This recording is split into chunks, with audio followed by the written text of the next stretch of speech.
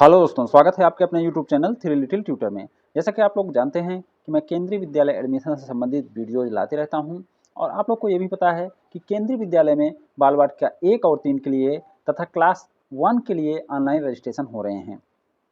ऐसे में मेरा प्रयास ये है कि ज़्यादा से ज़्यादा चीज़ें ऑनलाइन रजिस्ट्रेशन से संबंधित लेकर आऊँ, आप तक जानकारी पहुँचाता रहूँ, ताकि ऑनलाइन फॉर्म भरने में आपसे कोई गलती ना हो और आपके बच्चे का एडमिशन में कोई दिक्कत ना हो। क्योंकि पिछले कई सालों से मैं केंद्रीय विद्यालय एडमिशन से संबंधित वीडियोज़ बनाता हूँ और ये देखा हूँ कि बहुत सारे माता पिता कुछ गलतियाँ कर देते हैं, जिसके कारण से उनके बच्चों के एडमिशन में दिक्कत आती है और उन्हें बाद में बहुत अफ़सोस होता है।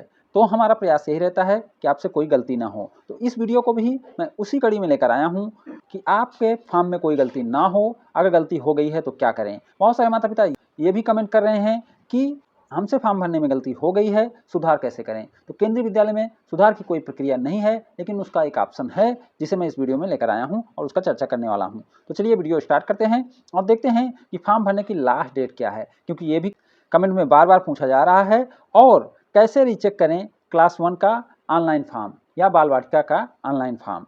तो ये ऑनलाइन फॉर्म के लिए वीडियो है। ऑनलाइन फॉर्म भरने की लास्ट डेट 21 मार्च है।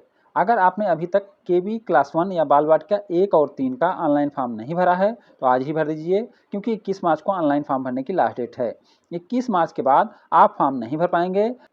लास्ट डेट में फॉर्म भरने में अगर कोई गलती हो गई हो तो आप उसे सुधार नहीं कर सकते, यानी दोबारा भरने का समय आपको नहीं मिलेगा। सुधार करें, सुधार कर लें। अगर आपने फॉर्म पहले ही भर दिया है तो उसे अच्छे से चेक करें। अगर कोई गलती है तो उसे 21 मार्च से पहले ही सुधार कर लें, यानी दूसरा फॉर्म भर दें।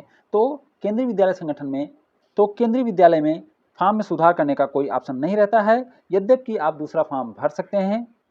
क्योंकि केंद्रीय विद्यालय संगठन कहता है कि अगर आप एक ही बच्चे के लिए एक ही केंद्रीय विद्यालय में एक से अधिक फॉर्म भरे हैं तो आपका लास्ट वाला फॉर्म ही गिना जाएगा।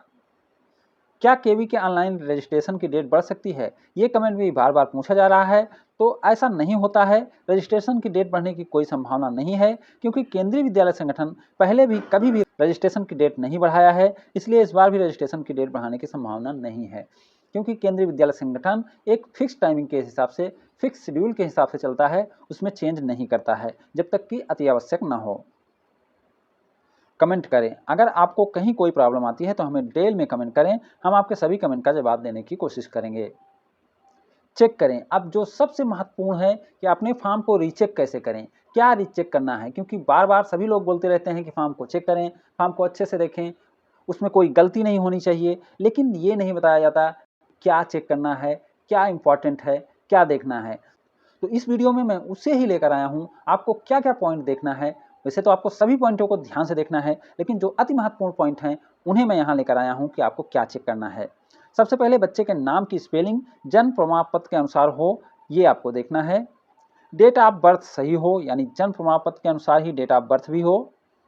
आपने जो पता डाला है उसका प्रूफ हो। आपने जो भी एड्रेस डाला है, जैसे ये भी बार बार कमेंट आते रहता है कि परमानेंट एड्रेस डालूं या करस्पॉन्डेंस एड्रेस डालूं। तो एड्रेस आप कोई भी डाल सकते हैं, लेकिन जो एड्रेस आप डाल रहे हैं उसका कम से कम एक एड्रेस प्रूफ आपके पास होना चाहिए। आपने अपनी कास्ट कैटेगरी सही चुनी हो। मोबाइल नंबर और ईमेल आईडी सही और वर्किंग होना चाहिए। ये सब चीज़ें आपको चेक करनी है। आपने अपनी सर्विस प्रायोरिटी कैटेगरी सही चुनी हो। आपने इनकम ग्रुप सही चुना हो। लो इनकम ग्रुप में आते हैं तो लो इनकम ग्रुप चुने हो। अगर do not belong to low income group है तो आपको वही चुनना है, do not belong low income group. Do not belong to low income group, EWS या बीपीएल में से जिसमें आप आते हैं उसी को चुनें। अपने ईडब्ल्यूएस या बीपीएल का नंबर और डिटेल सही डाला है।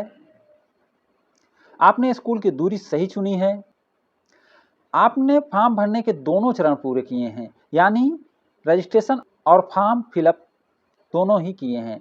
जैसे पहले एक छोटा सा चरण होता है रजिस्ट्रेशन का, उसमें कुछ बेसिक जानकारी के साथ आपका रजिस्ट्रेशन हो जाता है, रजिस्ट्रेशन नंबर आपको प्राप्त हो जाता है, लेकिन वो फॉर्म नहीं भराया रहता।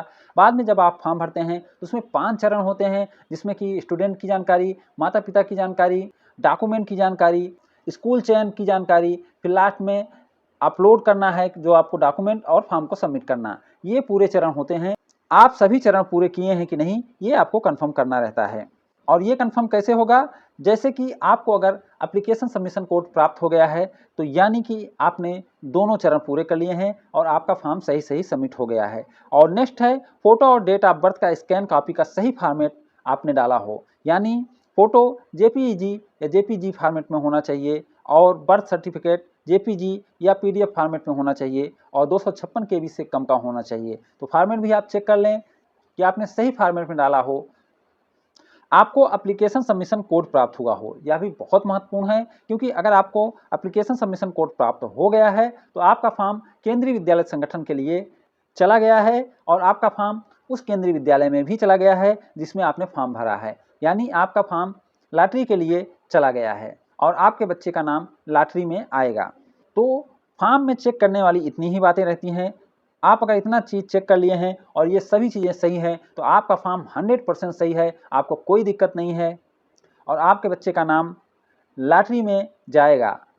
तो ये छोटी सी जानकारी मैं लेकर आया था फॉर्म भरने के लिए, क्योंकि अभी फॉर्म भरे जा रहे हैं और 21 तारीख तक फॉर्म भरे जाएंगे।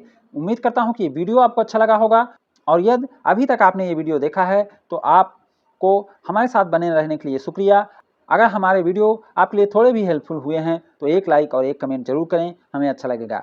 इन्हीं शब्दों के साथ मैं ये वीडियो समाप्त कर रहा हूँ। उम्मीद करता हूँ कि वीडियो आपको अच्छा लगा होगा। अगर ये वीडियो आपको अच्छा लगा हो तो लाइक शेयर कमेंट करें। Thank you for watching.